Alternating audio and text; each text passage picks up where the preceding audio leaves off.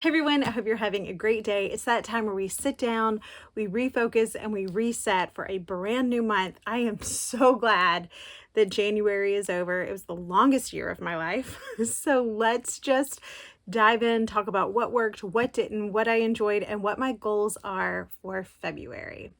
But first, if you're new around here, hello, my name is Lydia Senn, and I make videos on frugal and simple living. We are a debt-free family of 6, and I like to show practical ways to save time and to save money. I have linked below some of my most recent videos if you want to catch up, but I would love for you to subscribe and join this community. Okay, so January was, it was January, and it Januaried all month long. I started off the year on kind of a low point. I didn't talk about this in my last reset video because I needed to give myself and my family kind of time to process. But my dad had a stroke on New Year's Eve, and he spent the entire month of January in the hospital, recuperating, recovering, and rehabbing. He is home now. He went home on January 31st. We are so proud of the progress that he made. The progress that he continues to make, but it's just kind of like, well, what does life look like now? And how are my parents going to need me? And how are we going to manage all of this? And so I'm exceedingly proud of him. My dad is a sweet, kind, humble man. And I think he was a blessing to everyone that he encountered just as much as he has been a blessing to me in my life. So, but that's a lot. It's a lot when you go from being the cared for to wondering what your role is in the caregiving. My mom is, able and doing everything that she needs to do, but I also want to be a good daughter and be there for them in whatever capacity I can. And so how do you balance that as a mom and everything else? So I'm just kind of taking a long, hard look at our life, our family's life, and what we can do to open up space. It was a lot of words. I felt like a word salad. Maybe you can dig around for a crouton in that. I don't know. January, I hoped was going to be like, let's get back into routine. My daughter goes to therapy every single day. She has autism, and her school was closed for all of January because they're moving buildings. So we start back to that in February. And so really I'm kind of looking at that like a blessing. Like, okay, we're slowly getting to transition into what life is going to look like this year. And so that was an unforeseen blessing due to some unforeseen circumstances in that end. Also in Alabama, South Alabama, we live on the Gulf Coast, just a few miles from the Gulf of Mexico, and it snowed. We got 9 inches of snow, and that has not happened here in over 100 years. It probably will not happen again in my lifetime, but my kids were thrilled. And so it was fun to just have a few days where everything was quiet, everything shut down. My husband got to work from home, which never happens. And we got to play, help our neighbors. I volunteered at a warming center, and to just be together in the stillness. And so that was nice. And I was very glad when it melted. It's now 75 degrees outside, and I could do with some like not quite this warm weather in February. Let's go with the 40s, the 50s, but I'm not built for snow. It was nice to look at. It was beautiful through the window. I love the sound of it falling. And now I'm glad it's gone.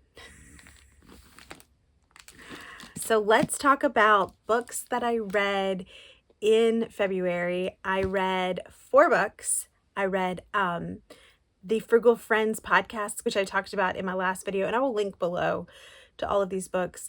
I read Sherry Frankie. Is it Sherry Frank? So the second book I read was House of My Mother by Sherry Frankie, and it is about her experience being a child whose mother was a family vlogger, a mommy vlogger, and the abuse that happened in their house. You may be familiar with this story and the channel that was 8 Passengers. I had never watched the channel before. I know that Ruby Frankie, is it Frankie or Frank? I don't know. The mom, her sisters also vlog, and so I had seen their channels before. But like family channels have never been my thing. This has never been a family channel. I have in the past shown my children, and then I decided that's probably not a great idea. Children can't consent to be in content. And so you may see them like pass by in the background, but they're not the focus of this channel. The focus of this channel is helping families practically save money. And I don't need to show my kids to do that. But it was very eye-opening in a lot of ways. Exploitation, abuse, when can a child consent, religious trauma, spiritual abuse. There's so much going on in this book. She does a phenomenal job with it, and it's excellent. The third book I read was Burn by Peter Heller. I started it on the 20th of January, I think, and finished it in just a couple of days. And it's about two men who are hunting in remote Maine, and when they come out of their cabin, a secession has happened. A civil war has broken out. And as they're trying to find their way home, they come upon a child who needs their assistance. And how do they navigate what is going on in the world? Cell phones aren't working. They can't get in touch with anyone. And what do they do with this child now? How do they return the child to that family? Who even is the family? Is it safe? I thoroughly enjoyed it. And then the fourth book, I cannot remember the name of the author, but it was probably my favorite that I read this month. And it was Can You Believe She's Going Out With Him? Which is about rival journalists in England who are kind of competing over a dating column. One of them is in her, she's 38, I relate. And the man is in his early 30s. And she is going out with, she's a divorcee going out with people who her children set her up with. And it was just really cute. All right, so let's move on. Oh, I also tried to read The Guest List by Lisa Foley, I believe, and I decided not to finish it. I could not get into it. So far I have two books that I'm going to be reading in February. The first one is the How to Sell a Haunted House by Grady Hendrix. So I read his book, The Final Girls Support Group, way back. I think it was the first month that I started redoing these reset videos, and I thoroughly enjoyed it. It's gruesome. It's gross. It's a thriller. This is kind of the same thing. So it's about, I just started it. So it's about a woman named Louise who finds out her parents have died, and she has to go home and deal with their house. But it says right here, some houses don't want to be sold.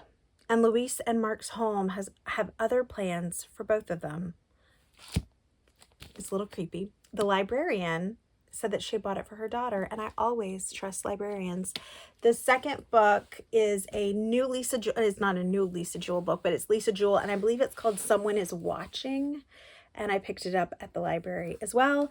And then I started a book in early January that I'm finally picking up again. It's Quicksilver. It's fantasy romance, which is not my genre, but I bought it on Kindle and I'm going to finish it. I put it down for a little bit. So I'm right on chapter 4. And like I said, it's not my usual thing. Not a big romance fan, not a big fantasy fan, but we'll see. So let's talk about my goals for February. Okay, so in February, I will be taking one of the last 2 certifications that I need to take to finish up my program. So I will be taking that on February 11th. Send me your prayers. I've been studying, I've been subnetting, I've been practicing. There's something on my lens. I've been doing all of the things. I never feel prepared when I go in for these exams, ever. I always panic. I thought maybe, going to a testing center would be better. I am a terrible test taker. And so for that reason, I'm ready to be done with school soon, very, very soon. I'll be done one way or another. I'm teaching science this year, getting all the middle school boys I teach into and through the science fair. That's another one of my goals. I really feel like I am in survival mode, but that's okay. We're gonna get through that. Another one of my goals for February is, I've talked about this before, and that is opening my home, being more open with my home, just having people over. And so I had a friend last week text me and say, do you want to meet for coffee? And I looked at my schedule and I said, really? You'd have to come to my house. and just opening my home up for like Coffee Monday, where I invite a friend over for coffee on Monday mornings before we start our week, maybe have a little breakfast, be unapologetic about the state of my home. Because the thing is, if someone invites you over into their home, into the most intimate space that they have, you don't judge it. You just walk in. And the thing is, I have never been invited to someone's home and immediately started thinking negative thoughts about it. That's just not who I am. And those are not the type of people that I attract as friends. And so I was telling my friend, okay, but you may have to push laundry over. And she said, do you think I'm going to judge you? I too am a mom of 4. And so I am excited about that, just to have her over to sit in my dining room and to chit chat. And hopefully this will become a regular thing where I just invite people over for coffee and waffles on a Monday morning. I had a friend bring me coffee and waffles one time, and that was so special to me. So that's who I want to be. Just come in. This is a safe space. Let's just sit and chat. So let's do some journal prompts. That's how I like to end these videos. And my first journal prompt is reflecting back on where you were last year.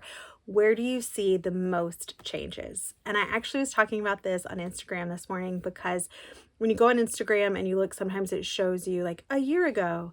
And I was looking at a video that I made on there a year ago, and I was looking at my face and how round my face is. Still round. I'm still a chubby lady, okay? Unapologetically a chubby lady. But my face looked so different. And I thought, what is this? Why? And it's because I had surgery in August. And I did not realize how much pain I was in, how sick I was, until it was gone. And just looking back on 6 months before my surgery and 6 months after my surgery, and how different my life is, and how much I was in so much pain. I was swollen all of the time. I had back pain all of the time. I don't know. When your body's not actively trying to harm you, how much easier your life becomes. And endometriosis is no joke. And for years, the only way to get diagnosed is through surgery, which is inaccessible to so many. Your pain is minimized, even by doctors who specialize in this. And when I went to physical therapy after surgery and I talked about some of the pain, and I said, is that normal? The physical therapist said, pain is never normal. It's a sign that something is wrong. And so that's something that I've carried with me of, oh, okay. And to advocate for yourself, and how I've been thrown into the advocacy role, both for myself and for my children, that I can stand up for myself in a way that I wouldn't have before. Okay, so question number 2. Since February is a celebration of love, name 3 things you love about your life. My family, my home. No, I'm just kidding. I do love my family, obviously, but my husband is the greatest person on the planet. He is sincerely my best friend. I think he's the person I aspire to be. There's a goodness in him. The night that it snowed so heavily here, we found out that someone near us had run out of propane and needed heat. And he was taking them our space heater and finding propane tanks for them and getting them all hooked up so that their babies could be warm. And there's just a goodness in him. And I feel like any goodness in me, and he's never made me feel this way, but any goodness I have in me is because someone else put it there. And that someone is usually Jason. The second thing would be, what do I love about my life? My ability to not give a crap. So many people waste their time trying to be something for somebody else, just caring too much what other people think, or how other people do things, or putting too much value in other people's opinions. And I think that is one of the worst things that you can do. I'm not saying that you need to be the type of person that doesn't consider other people's feelings, but people who don't live in your home don't get an opinion on how you run your life. The end. I would rather have no friends than friends who criticize me. And I think the third thing is how much my family enjoys each other's company. That is something that I love about my life. My husband had 2 weeks off at Christmas, and then had to work from home when it snowed. And when he went back to work both times, he said, I really miss y'all. And I said, what a gift it is that after spending so much time together, we want to spend more time together. And there's none of this, ugh, can't wait for you to go back to work. I missed him too. And I was bummed. I liked just, being able to pop my head in and look at him while he was at home, or give him a cup of coffee, or ask him a quick question. And so I think living with someone that you not just tolerate, but like, and having children that you like, and you can point out good things to them and they can point out good things to each other, is a gift. Because as I always say, a safe, stable, calm home is the biggest gift. Okay, I would love to know how you would answer these questions. Also, what are you reading? What have you loved recently? Leave me a comment below and tell me. Thank you for being here, and I'll see you soon.